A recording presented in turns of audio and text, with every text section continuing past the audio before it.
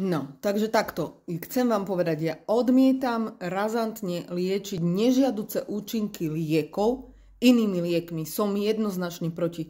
Toto je absolútne proti môjmu presvedčeniu. Opakovane sa mi stáva, že pacienti prichádzajú ku mne maximálne zdekompenzovaní, a to len kvôli tomu, že majú kvanta liekov, sú liečení neadekvátne a navyše niektoré lieky dokonca majú aj dupľované. Napríklad nedávno bola pri mne dievčina, mala nejakých 21 rokov. Mala nesprávny príjem potravy, neadekvátne zloženie živín, zlú situáciu v rodine, neprijímala tie potraviny a živiny, ktoré mala prijímať. Samozrejme mala problémy s bolesťou hlavy, mala až skoro depresie. Kamarátka jej poradila, vieš čo, tak ty by si mala mať sex, bude ti lepšie.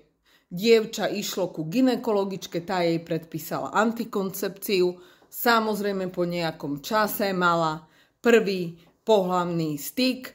Samozrejme to nebol vzťah, nebola s tým spokojná, dostala sa ešte do hĺbšej depresie, z toho ju začala bolieť hlava ešte viac, tak išla k ďalšiemu lekárovi a poprosila si lieky proti migréne. Dostala lieky proti migréne, čiže užívala už antikoncepciu, užívala lieky proti migréne, nemala sa dobre vôbec, ba dokonca sa mala ešte horšie, až jedného dňa sa nejakým omylom dostala ku mne, lebo mala tak silné bolesti hlavy a nikto ju nechcel zobrať, že sa nakoniec ocitla u mňa na ambulancii. Čo sme urobili my? My sme sa s ňou porozprávali. Ja som jej venovala viac ako 3 minúty času, a prišla som na to, čo presne sa udialo, prečo je v takom stave.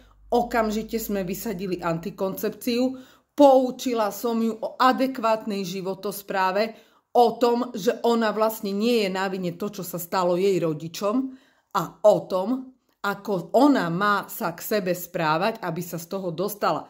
Po 3 mesiacoch dnes dievča neužíva ani antimigrenika, ani antikoncepciu, a má sa dobre. Takže asi tak, toľko som vám chcela pozdieľať. Majte sa krásne.